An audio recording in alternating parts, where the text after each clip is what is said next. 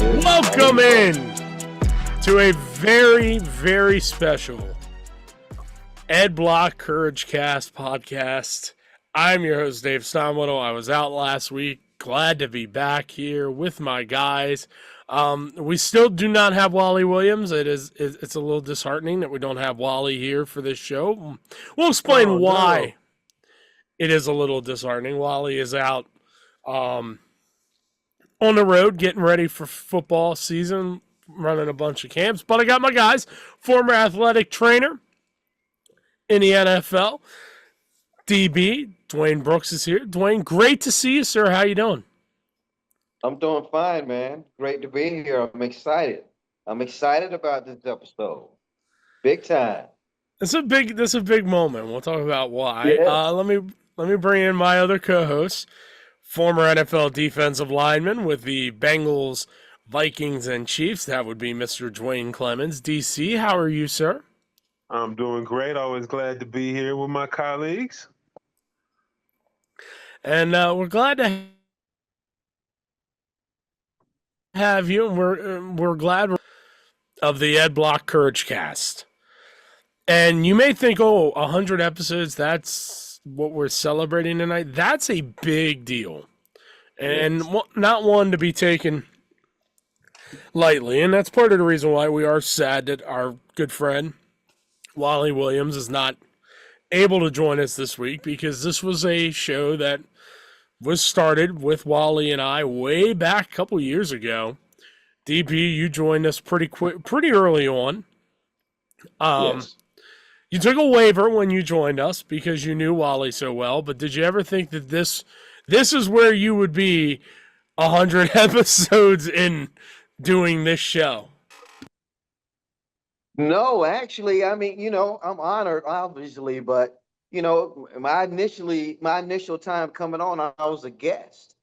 So 100 episodes later, I never thought I'd be here, but I'm happy. I'm honored. You guys are a great group to work with, and and you're right. I am missing Wally tonight. I'm missing him. So hopefully the clinics and stuff and the camps are going well for him. But he's the reason I'm here. So yeah, we owe a lot to Wally for this show getting off the ground. Owe a lot to Brett Dickinson, who has told me that he is at some point popping on this podcast. I cannot tell you when that's happening, but he's apparently going to make an appearance. So it's not having Wally here's a little downer, but you know what? He'll be with us for future shows. Don't you worry about that. But yeah, this was a gamble that we took a long time ago. And it is awesome to be at this moment, to be 100 episodes in, to have had the caliber of guests that we have had on this show, to have the conversations that we have had. Is not something that honestly I take for granted. Not at this point in my, even though I'm not that old, not like you two, but like I do not take for granted what we have been able to do in this show, what we have been able to do for this foundation. And whenever this ride ends, wherever this ride ends, I will be eternally grateful that we have been able to do this, and I got to do this show with Wally, with UDB, with UDC, people that I will now consider lifelong friends.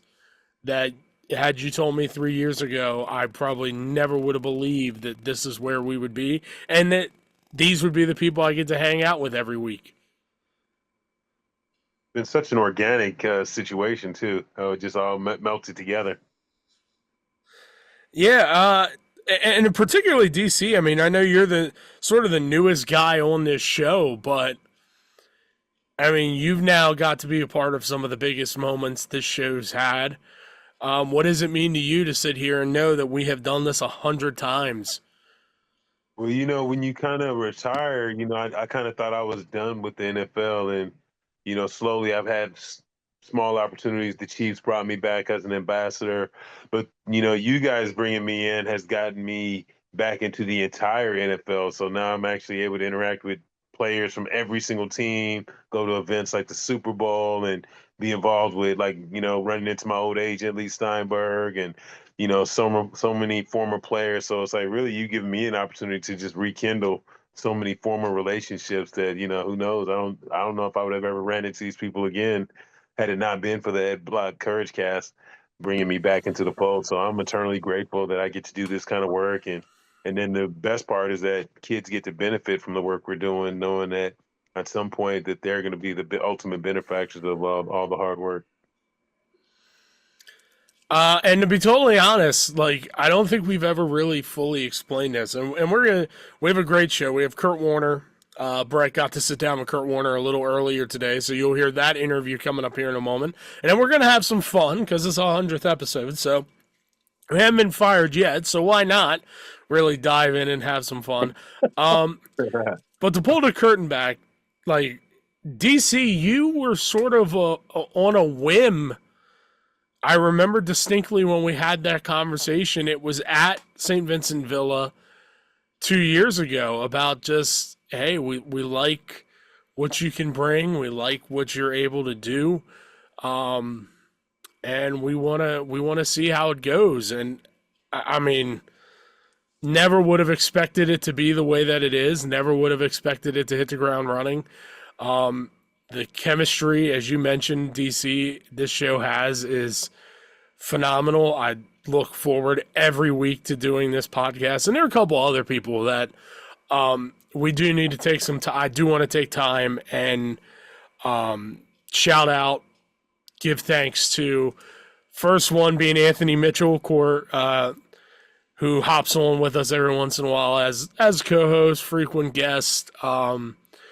His contributions to the show in his short time have been wonderful. It has been a great welcome addition to the show, so we thank you. Alec Ingold, who at one time was a host with us. Alec, we love you, buddy. We know you're getting ready for the season. And again, partially this show is not where it is without you. Brandon Graham, who had a pit stop with us for a little while as a host.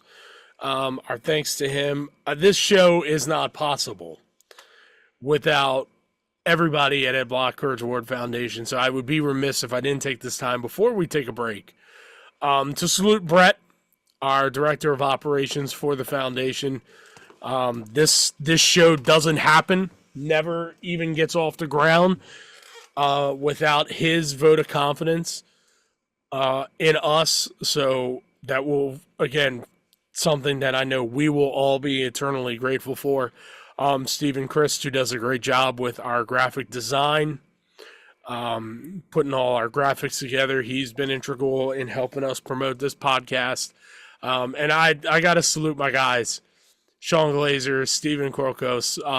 We know them well. They work hand in hand with us. They're our video people. They are the people that cut the pod up, shoot the videos for us when we're at Radio Row and Gala Weekend. Guys, lifelong friends.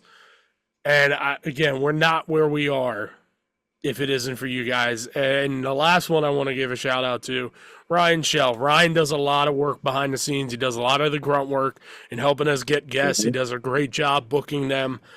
Again, we will be doing a lot of celebrating on this show. We have a great show. I'm really excited about it. But I want everyone to understand just how appreciative we are that you let us into your homes, into your lives for an hour a week that you listen to us, because we don't know the impact that we're having on you guys. We know the impact we're trying to have on the foundation and on all the kids that we are supporting in the Courage House Network. But no, we are not where we are without all those people, without the two of you, without Wally, who's not here, and without you, the listener. So we're 100 episodes in. We're going to have some fun here tonight. Brett got to sit down with Kurt Warner. You're going to hear that interview, and then we'll be back here in a moment. All right, welcome back to the Ed Block CourageCast. I'm here with our esteemed guest, Hall of Famer, 2006, Arizona Cardinals, Courage Award recipient, Kurt Warner. Kurt, thank you so much for taking a couple minutes to join us, talk a little bit about, football and the Ed Block Courage Award. So appreciate you taking some time. You got it. Good to be on with you. Good to catch up. Absolutely. And, obviously a very busy man and doing a lot in the media nowadays, and we kind of see your face everywhere, and it's really cool. And before we get into the Courage Award, I just kind of want to talk a little bit about your story, especially coming into the NFL. And, I remember back when I was younger and we heard about Kurt Warner and end up, taking the league by storm and winning the MVP, but, the bagging the groceries and going through the Arena League and all those things. But a little bit more topical, you now have a movie made out of your life. Did any moment when you kind of realize that, you're now a Hall of Famer, you throughout your entire career, do you ever think back and say, man, that my story could be a movie, or was this kind of something that took you by surprise? I mean, I would say that after the 99 season, I did have a lot of people come up to me and say, "Hey, your story could be a movie when you won the Super Bowl after the journey that you'd been on." And at the time, you're like, okay. I mean, falling in love with movies like Hoosiers and Rocky and things when you were growing up, kind of the underdog stories. It was obviously cool to hear people say that. But you never really you're in the midst of all the stuff that's going on that you're like, great, yeah, funny, and then you kind of move on and you don't think about it again until you're starting to get towards the end of your career, and the successes that I had, and even the fact of the first journey, but then kind of being released and benched, and then coming back and having the second chapter of the story in Arizona. I had a lot of people as my career was coming to an end, like, man, I really think this could be something that they could take to the big screen. And, and we started to have a few people that would reach out to us and say those same sort of things. And would we be interested in something like that? So in the early stages, it was just kind of more of a, flippant comment by people that you kind of took and said, oh, that's cool. That people are, seeing it and thinking it, it's kind of in the realm of those other movies. But not until you start having, some deeper conversations, you go, wow, this is something that people think really might happen. And, what an honor. And, how humbling is that to have people that think, your story, on the big screen was one that could inspire people, whatever the field, whatever the dream, to kind of keep chasing and persevere. And so, it was pretty humbling when those things took place. And obviously, to have the movie done, and to hear the comments that we've heard from so many different people, I think that's the most rewarding part of it, is that, most people, think of Kurt's story, it's going to be a football movie, but I don't know if our movie is really a football movie. Football is the backdrop, but it's a love story. It's a story of a family of underdogs and overcoming and, not listening to what everybody else said, or not allowing your circumstances to define you, and continuing to chase and believe in yourself and chase the dreams that you have for yourself. And so, I'm really proud of the movie and the way that it shared my story, but more importantly, the way that it shared my family story, whether that was, the parts of Brenda's story that was shared, my son, Zach, who was an underdog in his own right. And then how our three lives, interconnected, to help us to accomplish and be where we're at today. And so very, very proud of the movie, but very humbling, to know that, there's a lot of great athletes. There's a lot of great people in the world, and very few of them have movies made about their lives. And so it's very humbling to know that was done with our family. And we really hope that it has a long lasting impact on people's lives. And it doesn't hurt when you get an on-screen superhero get to play you as well, right? Yeah, never hurts when you can, tell your kids that they needed a superhero to play you in a movie is always a good thing. There you go. And you alluded to it, and looking back at 2006, I know we're going back a couple of decades now, but looking back at that 2006 season when you did win the Ed Block Courage Award, and kind of everything that you kind of went through there, where you were before you got to Arizona, and then kind of leading that franchise back to relevance, making it to the Super Bowl, and one of the best Super Bowls we ever seen. Obviously on the wrong end, but it was just an amazing show to watch. But can you just look back and you just kind of think about what it meant to you when those guys in the locker room selected you for the Ed Block Courage Award, and knowing what this award means of overcoming perseverance, being a great role model? Yeah.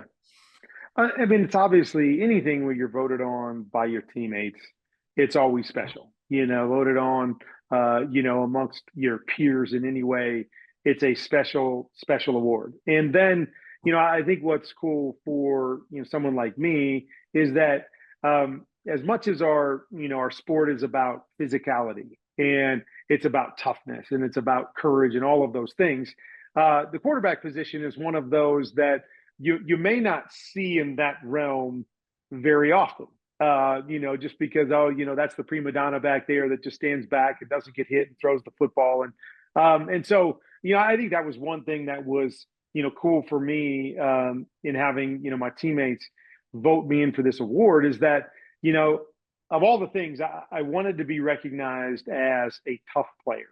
The guy that, would battle through things, would have the courage to stand in the pocket, have the the ability when they're banged up to get out on the field and battle for their teammates. And so I think so many of those things encompass what the Ed Block Courage Award is all about. And so that to me was kind of a special moment for me of kind of my teammates saying, we recognize what you bring to the table from that perseverance and that courage and that toughness that so much defines what our sport is all about, but oftentimes, doesn't get recognized in our position.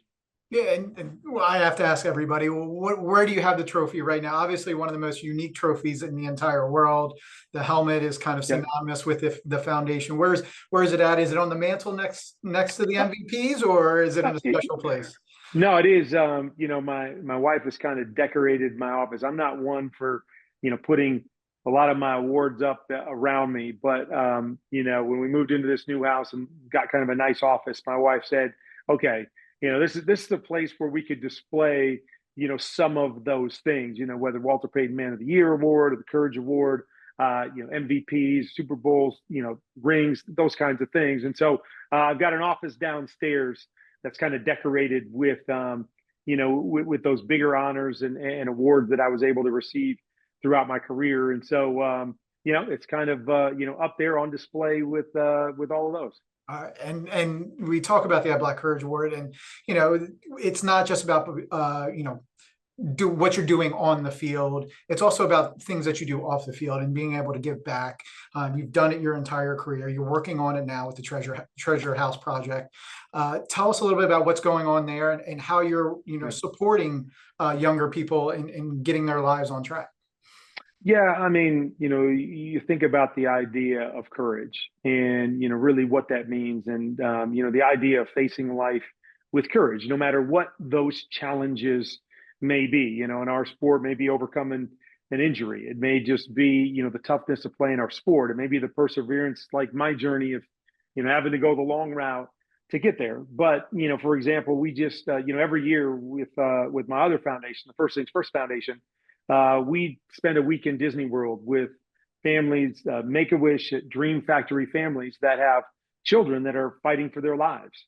And, they are a representative of courage every single day, the way that they chase after life, the way that they don't allow anything to slow them down or stop them from what they want to achieve. It's an inspiration. And so that was just 2 weeks ago for us. And so, I leave there inspired by all these, young kids. I mean, everywhere from, 5 to 12 years old that are fighting some amazing battles.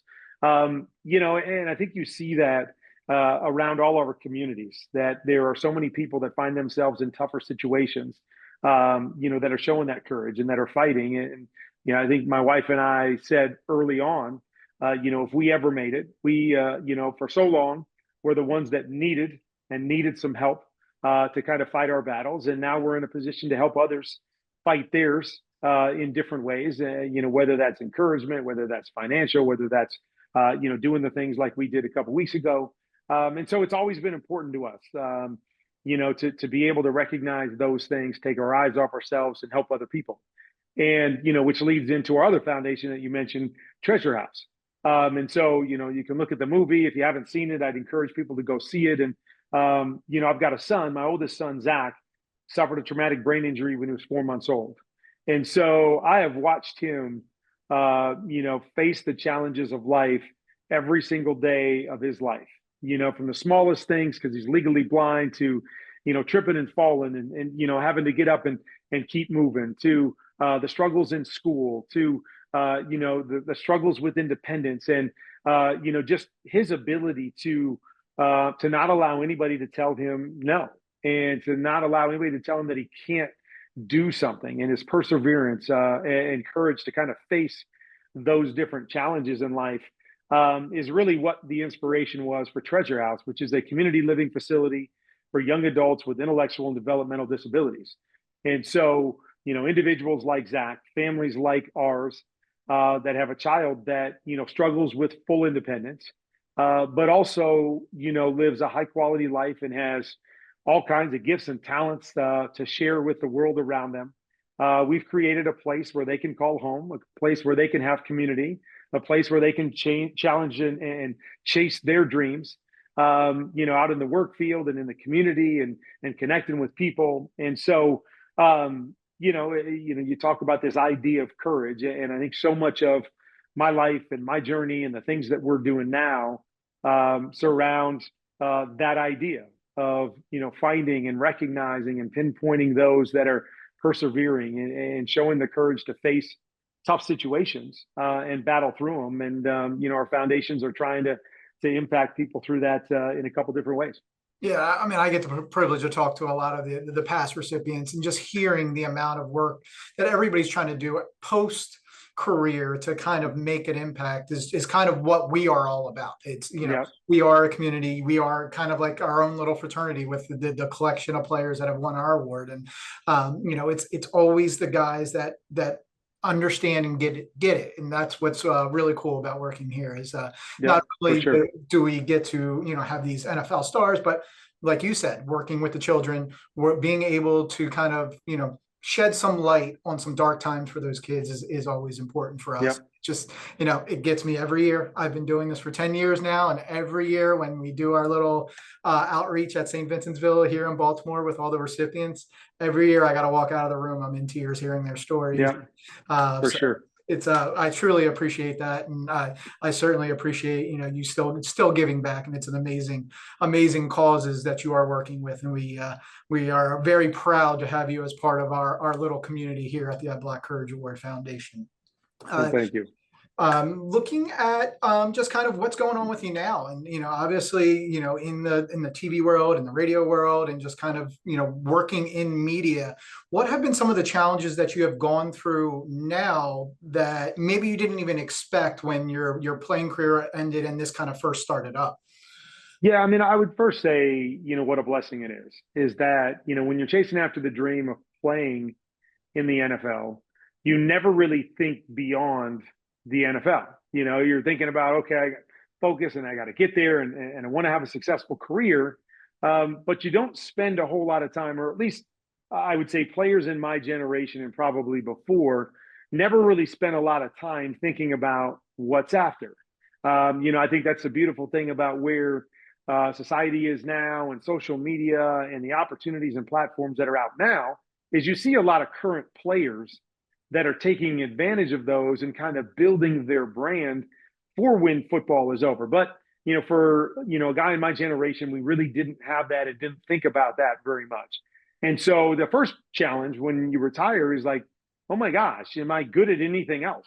Can I do anything else? What, because, that's the other thing about, football or sports, is that it's finite. Like, it's not like being a singer where you can sing until you're 80.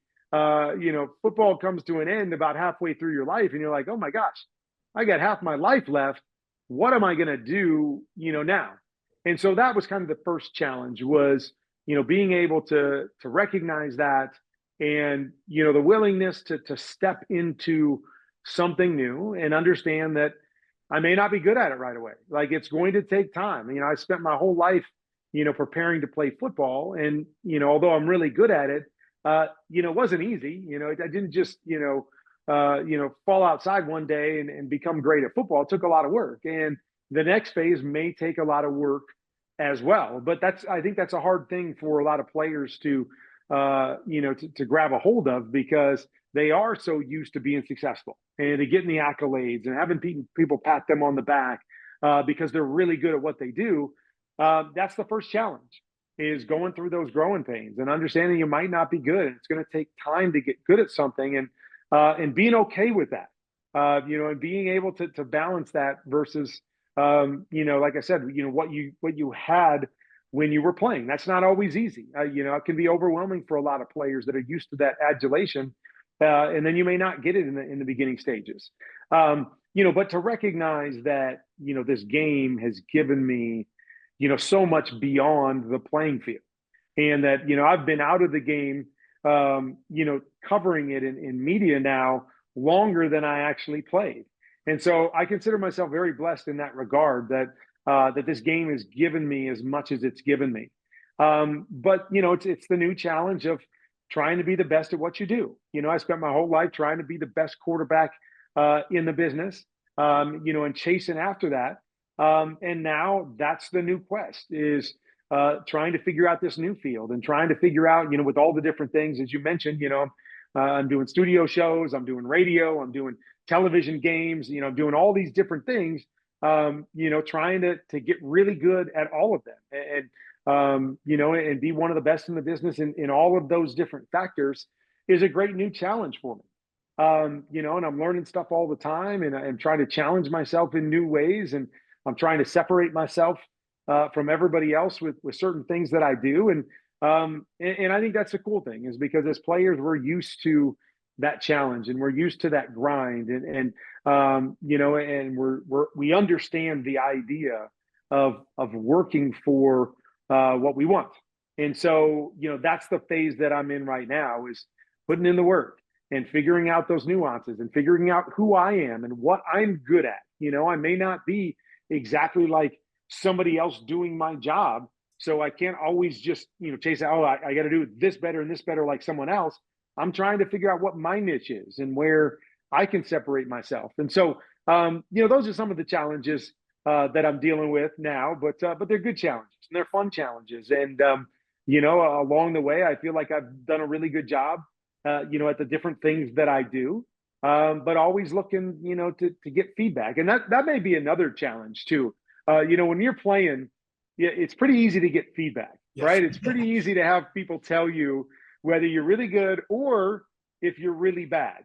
It's recognized very quickly. On Sports Center, a couple hours after the game, somebody telling you you're not any good. And somebody's writing an article, and your coaches have no problem coming and telling you, hey, you weren't very good, or this is a terrible play. That's one of the harder things in this next phase, is to find people that truly understand it and that are willing to give you the kind of feedback that you're used to. I think sometimes people are afraid to give too much feedback because they're afraid, well, what's that going to do? Is this person going to go into a shell, or are they going to quit? Are they going to be mad at me? We're used to having people tell us, when we're not doing something very well. And we look forward to constructive criticism and being coachable. And that's been one of the challenges in the next phase, is finding a team of people that are willing to give me that constructive criticism so I can get better, so I can grow in the areas that I want to grow. And so, again, those are a few of the challenges that I'm facing right now, but I'm enjoying every minute of it. I love the game. I'm passionate about the game, and I feel so fortunate that I can continue to stay in the game, doing all the different things that I'm doing. All right. And now, talking about challenges, I got a little bit of a challenge for you right now. I got some questions from some of the kids at the Courage House, and they gave me a couple of hard ones. So I kind of picked through to try to throw some out to the players when we do these interviews. First one for you. Looking back in your career, what stadium, what game, what place did you enjoy playing the most outside of the home stadiums, outside of St. Louis, outside of Arizona, even New York? What games were you kind of like circling to say, oh man, I can't wait till I go to that stadium, go play against those fans? There's so many great places to play in the NFL. There's so many great fan bases that it's hard to narrow it down. But I think as a competitor, you like playing teams in your division. So when I was playing, with the Rams, the Saints were in our division, and I always thought the Superdome was a tough place to play. We would go down there. Both teams were good. Place was rocking. There were times they put huge speakers on the sideline and pump in noise. And so it was a really hostile environment. And I enjoyed playing in those kind of environments. And so knowing you're going to play against a good team and knowing you're going to have to fight the fans and the away stadium effects, that was always fun to me. Philly was another one. A lot of people talk about the Philly fans and, what they're like. I mean, I remember I did the Campbell Soup commercial one year and I remember, people, with cans of soup in the stands and yelling things about the commercials. And, but again, Philly was really good when, in my era. And so playing against them, I knew it was going to be a battle. I knew you were going to have the fans, and the ability to kind of win the fans over with that toughness and with that courage and with your play, knowing what you were stepping into, kind of stepping into the lion's den, so to speak, or the eagle's nest, so to speak. You knew it was going to be raucous, and and to earn the respect of those fans, I think was always really, really fun and a great challenge. And so those were a couple places. Kansas City Stadium, Arrowhead at the time, was just a great stadium to play in. Seattle's new stadium, where you would have to go up against the one end, where it was almost just like a wall of people. That the closer you got to it, you couldn't hear anything. That's the kind of stuff that you remember, and you remember how fun that was and what kind of challenge that was to go into those stadiums and beat a good team, while having to battle the fans as well. Well, you're talking to a Philly fan, so we definitely appreciate that moniker and being a little tough. So absolutely, I definitely get it. I've been to plenty of games, and I'm starting to get my son involved, and he's into the games too. So we definitely see it. All right, now looking at personally, like, is there a player that you played against that you're that guy's coming up week 7? You're excited about it. You're circling the calendar. Is there one defender that you kind of went up against that you kind of just, look forward to the most? I think that's a double-edged sword, because, there was one team in the Tampa Bay Buccaneers, that, I both looked forward to, but I also dreaded at the same time, because I knew they were the best of the best, starting with Warren Sapp to Derek Brooks, to Rondé and John Lynch on the back end. It was just the best defense that I ever played against, and they were solid on every level. And you knew that if you beat them or if you had success against them, you were doing something right. And you also knew that if you were just a little bit off, they were going to take advantage of it. But we had some great battles with them, and to me, that was the team that I looked forward to and dreaded playing all at the same time. But you wanted to play against the best, and you wanted to prove yourself against the best. And so, I loved playing against those teams because I knew, they were going to do things. And, and I can still think back right now to certain plays that, I just go, that was it. You got to you don't cross his face, it's an interception. If we give away our splits, Rondé is going to know what that split is. He's going to jump the route before you even get there. Like, those are things that, you love the challenge of that. To me, the greatest part about our sport was not the physicality, but it was the chess match. It was out thinking and out seeing and out reacting your opponent. And so, they just presented such a tremendous challenge every time that we played them, that I looked forward to those matchups to really gauge how good we were as an offense based on playing against the best defense that I'd ever seen. All right. And one more from the kids. Who was your favorite player growing up? Who was the guy that you kind of idolized, throwing the ball around? Yeah. There was two. So I grew up in Iowa. And so, if football fans out there, Iowa doesn't have a pro sports team, and don't have a pro football team. And so being in Iowa, the early morning game, we would get the game closest to us. And so we got the Chicago Bears in the early morning every single Sunday. And so it was at the time when Walter Payton, Sweetness, was playing. And, you couldn't turn on a Bears game and not fall in love with the way that Walter Payton played the position.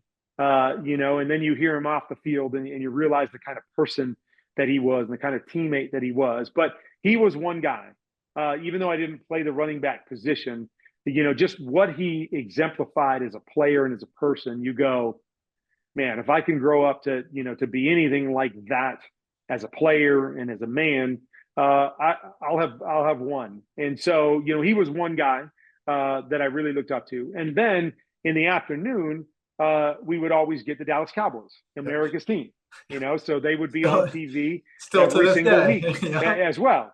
And so at that time, Roger Staubach, I was a huge Cowboys fan because of that, because I got to know all the players and everything because I watched them every week. But Roger Staubach was the quarterback of the team when I was growing up.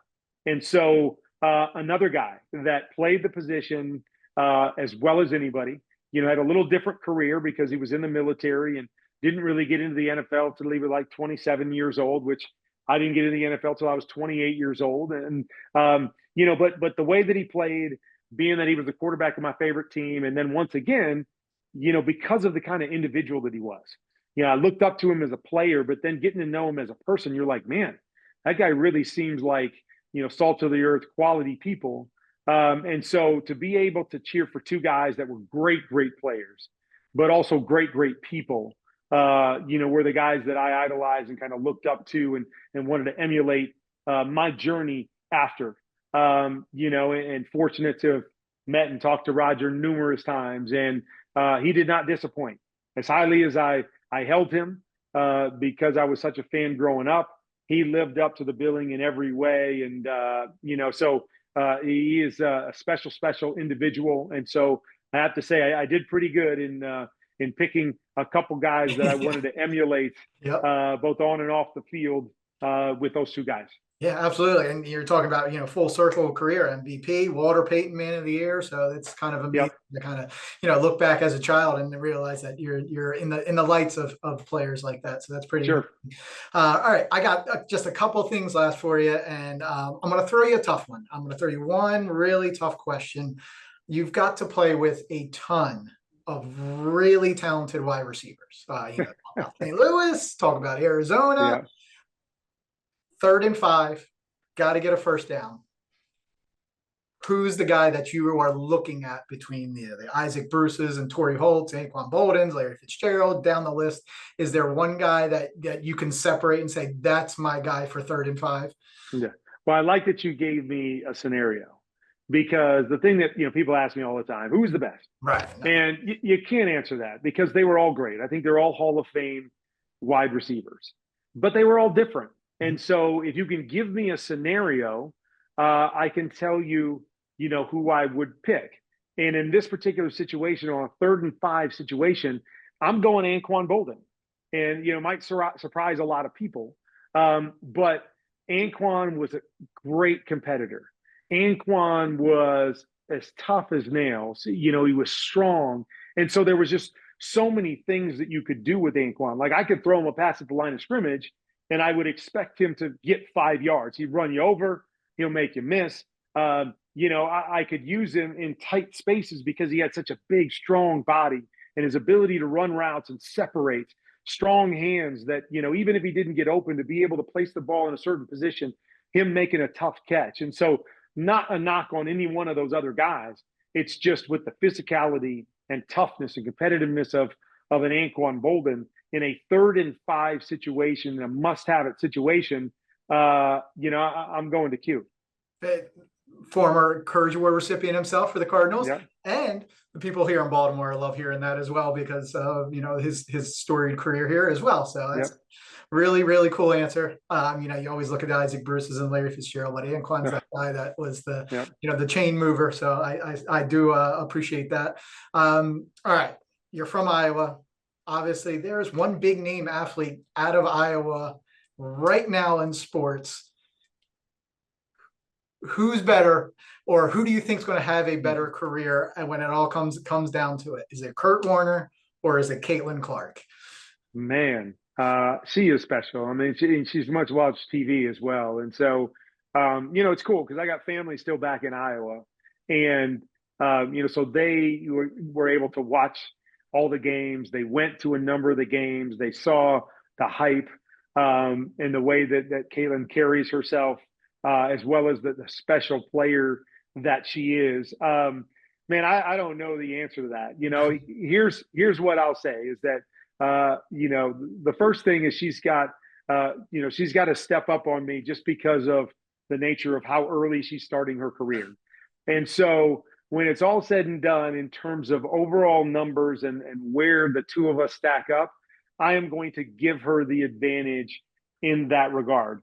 The one thing that may be in my favor is I was able to play in 3 Super Bowls, so play in 3 championship games. And although I only won 1, could have very easily won 3. But, I think that's, when it comes to competitors, I think the big part of, playing the game is competing for championships.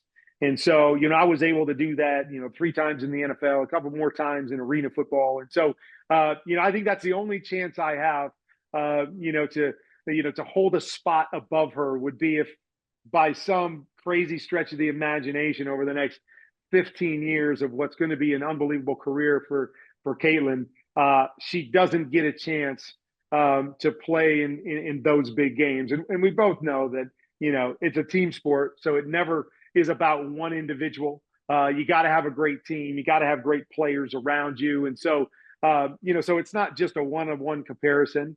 But that's something that, all of us competitors, we dream of. We dream of playing in those moments and, being recognized as the best at what we do. And so right now, I guess I've got a leg up on her in those regards, maybe MVPs and Super Bowl games. But as I said, she got a long way to go and she's really, really special, that I'll try to hold her off for as long as I possibly can. But, I have a feeling when it's all said and done that she may be able to take the title. Going to be the epitome of Iowa lore at the end of the career. Yes. All right. Last thing for you, and we've started doing this with all our past recipients, and we like to kind of share these messages with some of the kids we work with as well. Just real simple. Take 30 seconds. What does the word courage mean to you? Courage to me means never letting your circumstances define you. Is that I think it's so easy to look at where we're at right now or to hear what people might say about us in our current situation and allow that to define us, or even allow that sometimes to be the easy way out. Oh, he's working in a grocery store. He's got no chance to make it in the NFL. Oh, he's sitting on the bench for 4 years in college. He's got no chance to make it in the NFL, or even suffering some sort of setback in some way. Oh, after this, no chance of resurfacing in Arizona and ever having success again. And so I think it's easy for us to look at our surroundings and let that be the defining factor for us. I believe people with courage look at their surroundings and laugh and go, this might be where I'm at right now, but I'm not staying here. This is not where I'm going to end this journey. And so, they look at those challenges and look at those struggles and they laugh and say, I'm finding my way through this, around this, I'm going over this, but this will not be the defining factor for me. And I believe that's what courage looks like. It's when you're facing something that looks difficult, but you don't look at it and say that. You look at it and say, this is just the next obstacle in the way to where I know I'm going, where the mountaintop, where the peak of the mountain is. I'm going to find my way there. This is just another challenge in doing that. And that to me is what courage means. It's just, we have that saying in our family is we're never going to let our circumstances define us. We are going to believe in who we are and what talents we have. And even where we don't have it, we're going to find a way to be successful in spite of what our circumstances might stay right now. That's amazing. I love sharing those messages, especially something like that where, a lot of the kids that we work with are going through a really tough time and really tough circumstances. So we'll definitely share the word with some of those children as well. All right, wrapping up. Where can we find all the information about all the things you're doing in the community, how people can get involved, can help you out in any way, just to make sure that they're supporting your causes and what you're doing? Yeah. to help people around the country. Yeah, let's start with our foundations. Just treasurehouse.org is where you can find all the information. If you want to join hands with us in doing what we're doing, we're hoping to build treasure houses across the country and across the world to impact every family that has a child with disabilities in some way, shape, or form. The other things that we're doing with our other foundation, the First Things First Foundation, you can go to kurtwarner.org and find out some of those things, like our Make-A-Wish trip and some of the things that we're doing there. And then to find me from a football standpoint, I'll be on the NFL Network again this year. I'll be calling Monday night games on radio for Westwood One. I'll be doing a number of TV games throughout the year as well. Not every week, but doing different things. You can follow me on social media at Kurt13Warner. You can go to qbconfidential.com, which is a website that I've created, for coaches and players and fans that want to learn more about the position.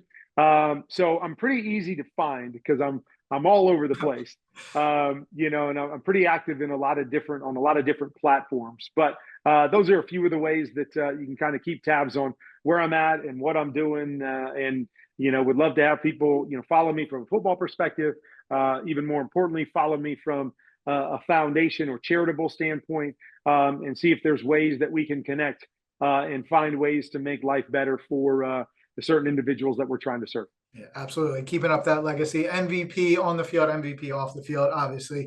Kurt Warner, 2006 Arizona Cardinals recipient, and one of my favorites. Certainly appreciate you taking a couple of minutes, and looking forward to everything you got going on, and just seeing where you go from here, and looking forward to football season and seeing your face on TV. So appreciate it. Thank you for taking a couple of minutes, and looking forward to hopefully talking to you in the future. Well, sounds good. I look forward to it. I appreciate you having me on, and I love what you're doing about inspiring people and spreading a great message. Welcome back to the Ed Block CourageCast. Our thanks to Kurt Warner for stopping by and sitting down with Brett Dickinson. A phenomenal interview. And we're going to have some fun. It's our 100th episode. The NFL, we're not really back yet. Training camps are slowly starting to start. So we figured, you know what? We're 100 episodes in. Sometimes maybe we want to dabble in. I just wish, if you are not watching this on YouTube, I just want you to see Duane Clemons' face. This might have to be clipped at some point this week. So Getting caught up. It's like watching porn on TV and you just see my face, but you don't see what I'm watching. Oh my God. There's no great way to segue into this. I just want the people at home to know this. But what we have stumbled upon, well, really the internet stumbled upon this last night, at a Coldplay concert in Boston. What was supposed to be a very sweet, very sentimental, heartfelt moment on the kiss cam, in between songs, it took a turn, and not a good one, for two people in the crowd last night. Astro, I'm having a hard time not laughing as I say this, and the CEO of Astro, you are not helping me by laughing, Duane Brooks. You are not helping me with this.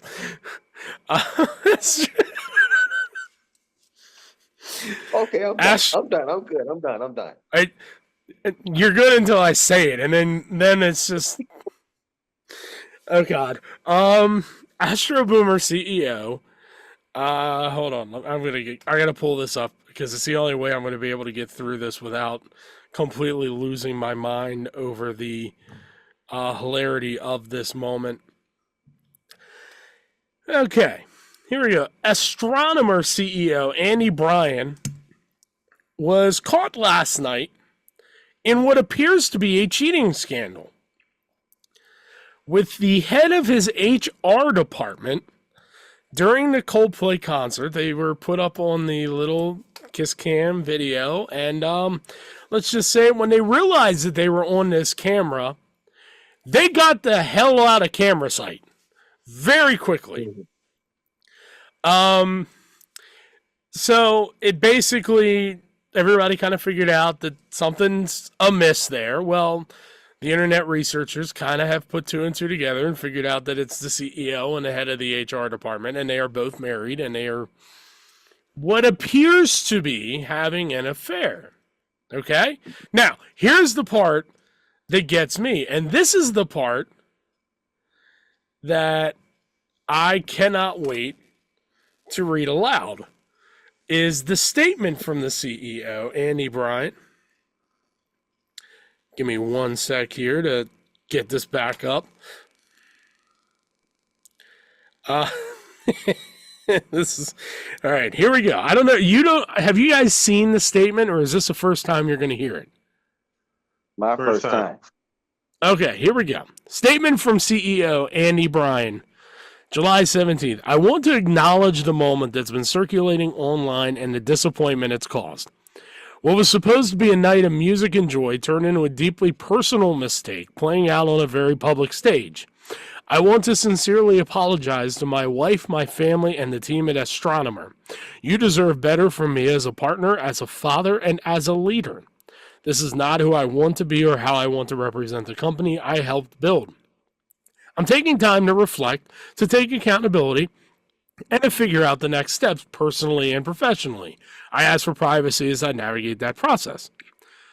Seems like a good start, right? Oh, yeah. Here's how this ends. I also want to express how troubling it is that what should have been a private moment became public without my consent.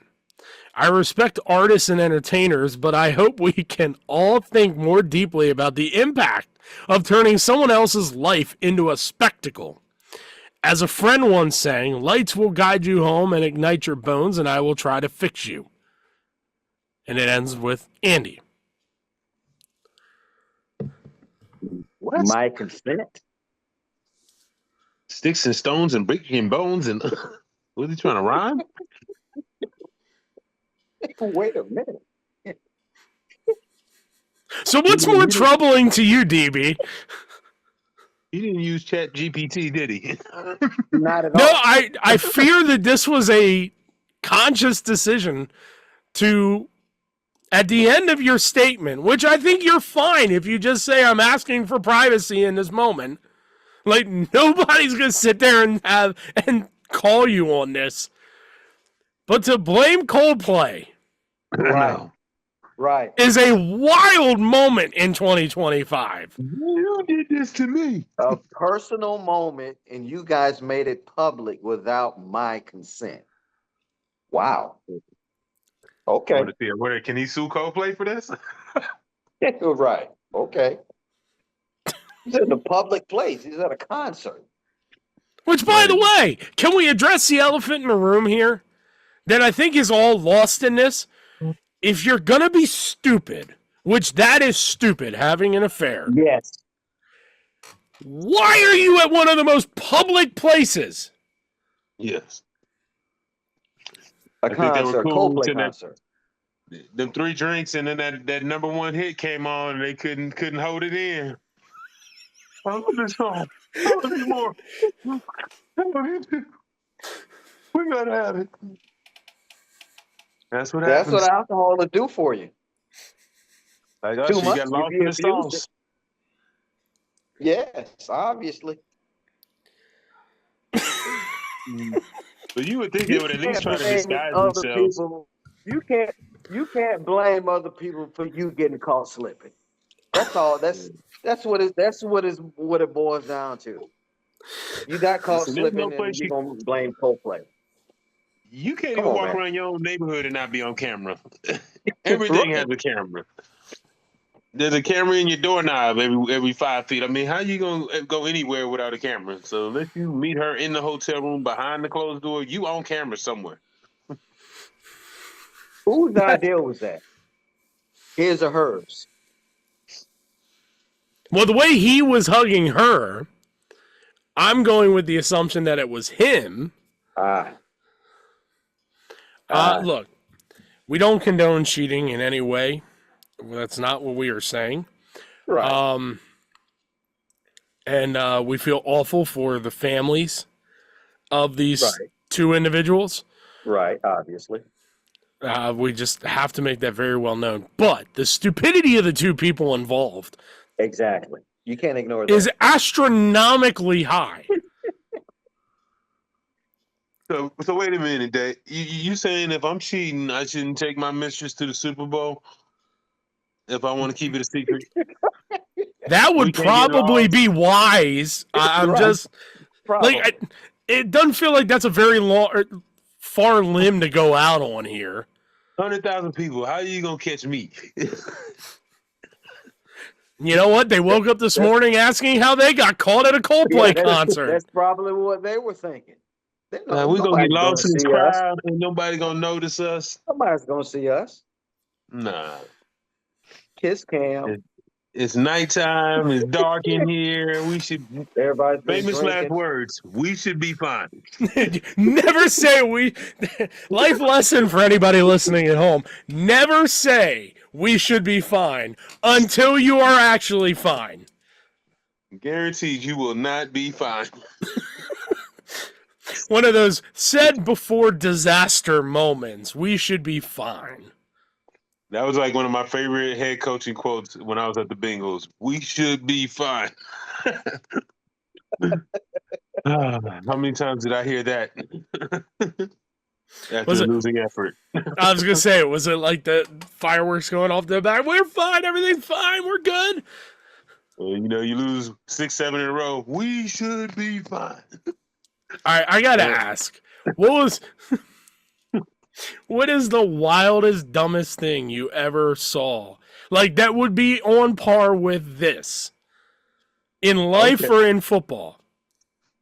Okay, I'm not going to say names, but there was a person I played against for the Tennessee Titans. He went on a bachelor party to Las Vegas, got to Vegas, and ended up bringing the stripper home, kicking his fiance out, and ended up marrying the stripper from the bachelor party.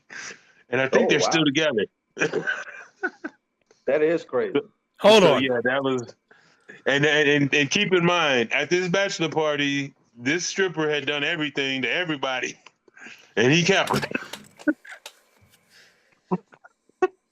Hey, So, somebody got to feed it the grapes. hey. She did a good job. She got a home out of that situation. She Okay. leveled up. That was the They gotta greatest feed come her up the I've fruit. seen. Oh man. Wait, did she? So hold on. The wedding that was already planned. Did he just like make a depth chart substitution? I believe so. Like literally, from what I hear, he threw his current fiance literally to the curb and brought her with him back from Vegas. Like literally all in the same day. It was just like, not only am I breaking up with you, but she moving in today, you moving out today, and it just went down. Like, yeah, I can do that. Wow. Wow. A Cold-blooded. stripper. A stripper from the bachelor party. Stripper. Wow. Yeah, Ooh. that was the first Rick James moment I experienced in the NFL. Oh, wow. Like, only Rick would do something like this. This is Oh. It broke you in nice. oh man. I was like, okay, I Mhm. felt a lot better about myself. Like I ain't never done nothing wrong Right. on this level. You build your self-esteem. Yeah. DB, do you have anything on that? Nothing close. No.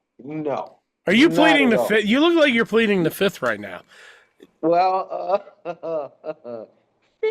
yeah, a little bit, maybe, but I don't have anything as close as Duane's story. Not at all. I don't have anything like that. I don't I'm live not- my life like that. So,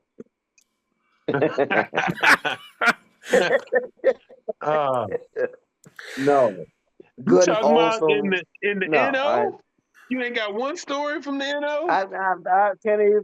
I can't even remember the last bachelor party I went to, so I don't know. Me, no, not at all. Well, No. hold on, DB. I heard some things about some of your players down in New Orleans messing around with other players' wives. I done heard some craziness going on in that locker room back in y'all day.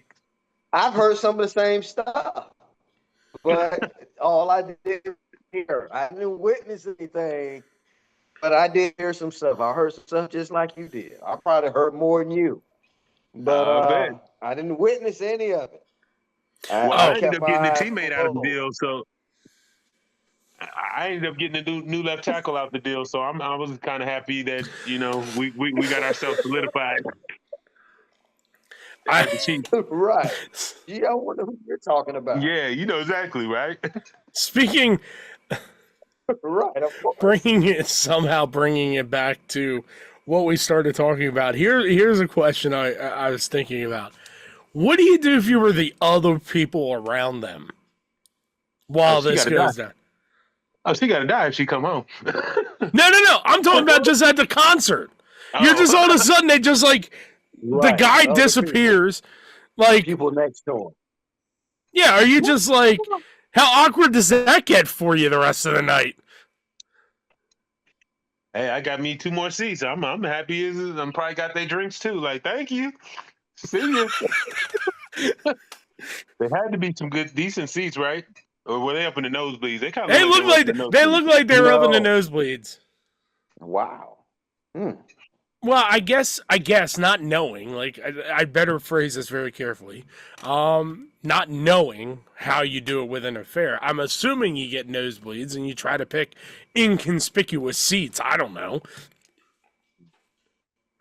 Well, if you're smart, you get a suite where you can sit behind closed glass and ain't nobody gonna get you on camera. For the record, you have never done that, correct? I don't know. Look, we've got to make sure people don't at home twist the words into thinking that we have done stuff like that. Hard enough for me to get a girlfriend the first time, let alone trying to have an affair. That feels like a risky proposition. I'm as pure as the driven snow. That's why you plead the fifth.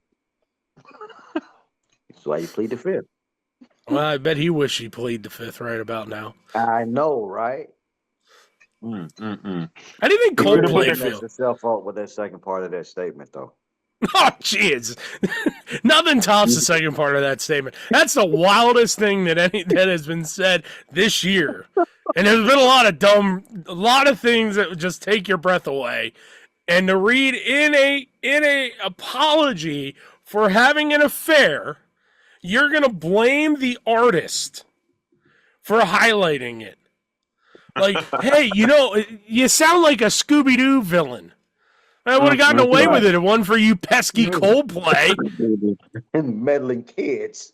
But when they saw the camera panning around the audience, why didn't they sit their ass down then? Like, You obviously saw that there was a camera going around the whole audience. You just said, no way. There's no way it can come.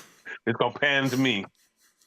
I was going to have my arms draped around like, it's no big deal. They're not going to pick me. Yeah, they're going to pick you, dummy. Oh, my God. You know who would have a field day with this? What if she was just cold and he was just trying to warm her up and give her a little heat? Maybe in those nosebleeds, it got a little cold. Is that not just a friendly gesture to give her a little warmth? But then, okay, hold on. By that logic, why are you ducking under? Like, I swear to God, and you can clip this. This is how the guy went. He went.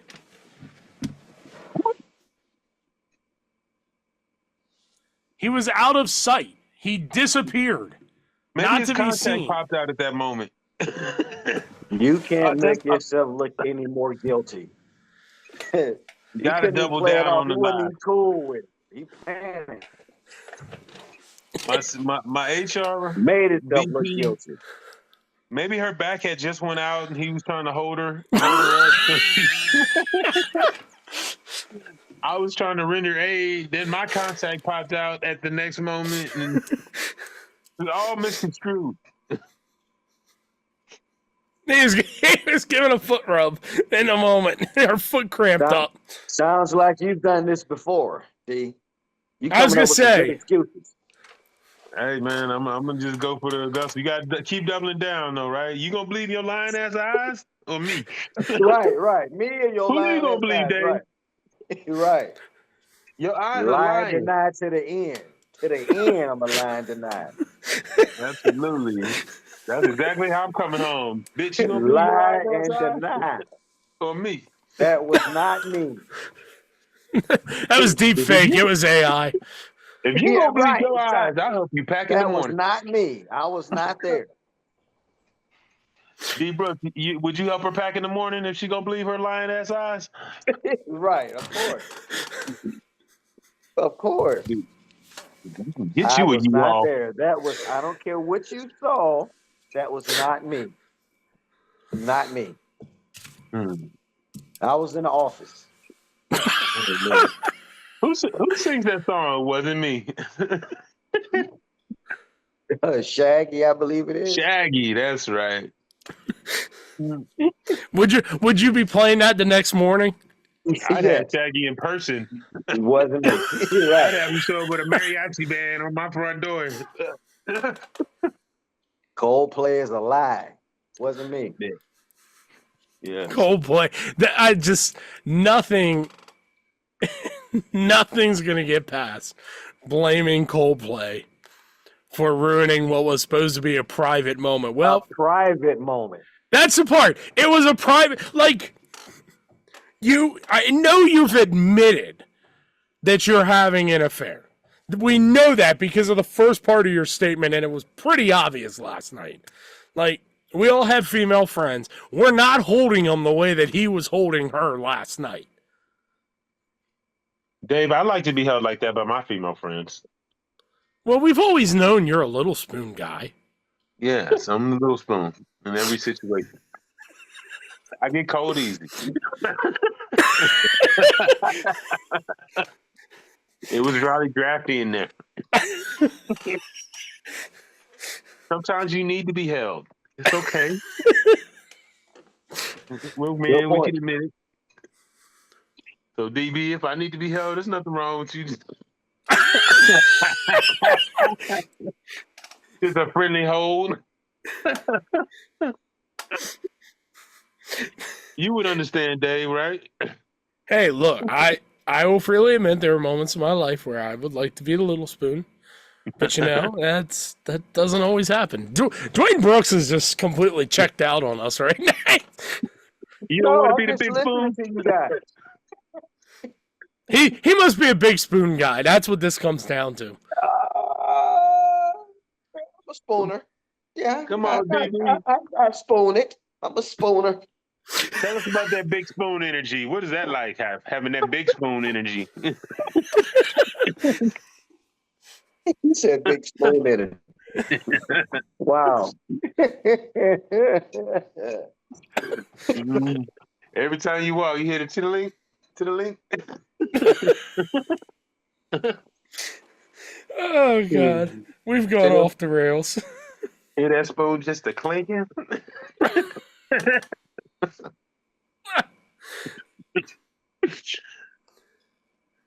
Dave, Yes.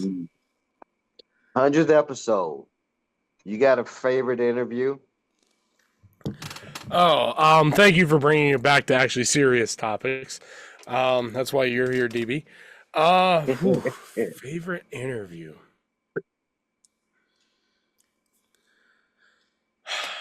Done so many. Peyton Manning was great. Peyton Manning was easily top 3. I enjoyed Cole Strange a lot. Like, he would be up there when we talked to him at Block Weekend. Mm-hmm. John Randall was phenomenal. Honored got to sit on that. For me, like getting to talk to Brian Billick was awesome. It's so hard. I can't pick one because we've had so many good ones. How about you, DB? It's a lot. Having old John Lopez on was one of my favorite. Brian Billick, Coach Billick was interesting. Bernie Kosar, I thought was really good as well. He was really informative. And John Randall, like you said, he was a treat to talk to. Warren Sapp talking about golf. was great. Like you said, it's so many different ones.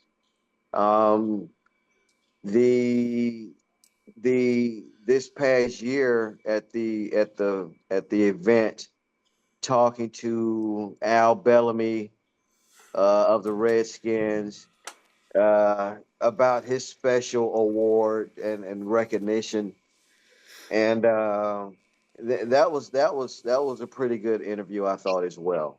So it's a lot, and I'm certain I'm forgetting some. What about you, Well, DC?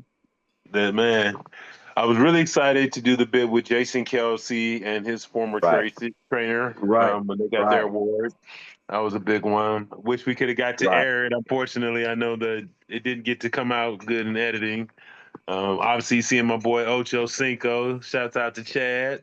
That was a lot of fun for me. Actually, I love doing it. All my Bengals, like, they've shown up for me. They've been wonderful. Willie Anderson, Justin Smith, I think Rudy Johnson.